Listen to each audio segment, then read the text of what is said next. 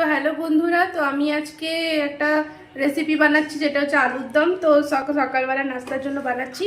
তো দেখেন, আলু সিদ্ধ করে নিয়েছি, আর এখানে আছে টমেটো, পেঁয়াজ, ধনেপাতা, কাঁচা লঙ্কা। তো এগুলো আমি সব কেটে নেব। তো চলো দেখতে থাকো।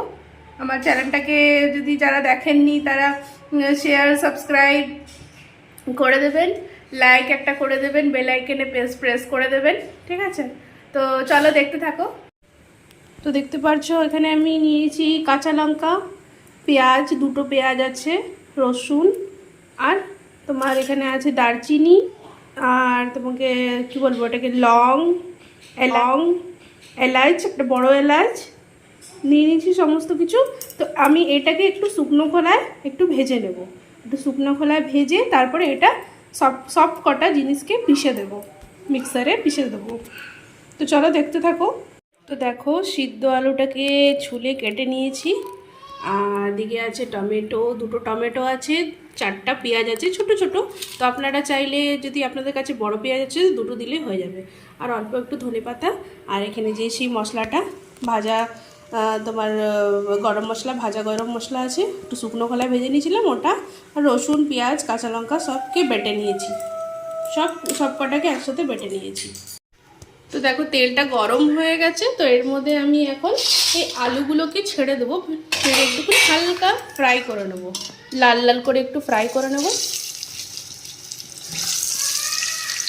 আলুগুলোকে ছেড়ে দিচ্ছি।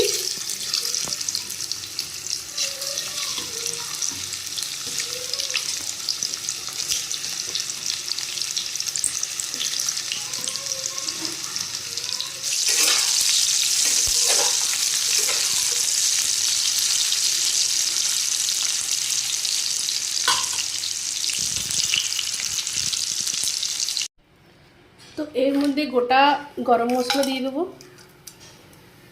বড় এলাচ আছে দুটো, ছোট এলাচ আছে, লবঙ্গ আছে, আর সাহা জিরা আছে, আর দারচিনি আছে।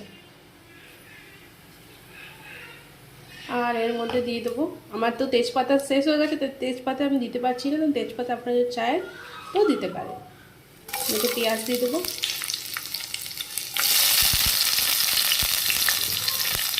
পেঁয়াজ দিয়ে দিলাম।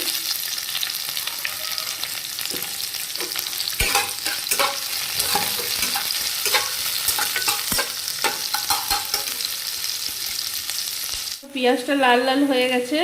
তো এখন আমি দিয়ে দেবো একটু এই পেস্টটা, যেটা কি আমি পিষেছিলাম, এই পেস্টটা দিয়ে দেবো 1 চামচ, 2 চামচ, 3 চামচ, 3 চামচ দিয়ে দিলাম।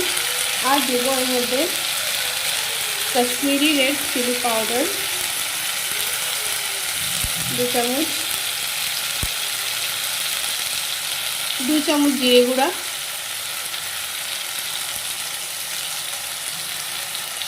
আর একটুখানি আমি এটা তড়কা মশলা দিলাম, অল্প 1 চামচের মতো। আর এর মধ্যে টমেটো দিয়ে দিলাম, স্বাদ অনুসার নুন।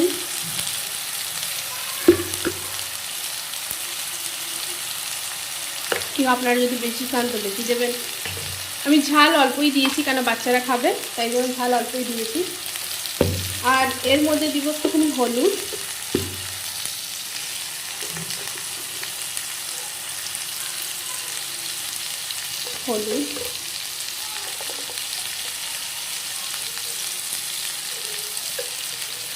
আমি আলুগুলো দিয়ে দিলাম। আলুগুলো দিয়ে ভাজা ভাজা কষিয়ে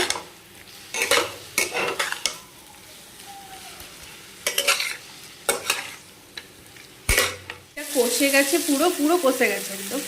আর এর মধ্যে একটুখানি জল দিয়ে দেবো, সামান্য একটু জল।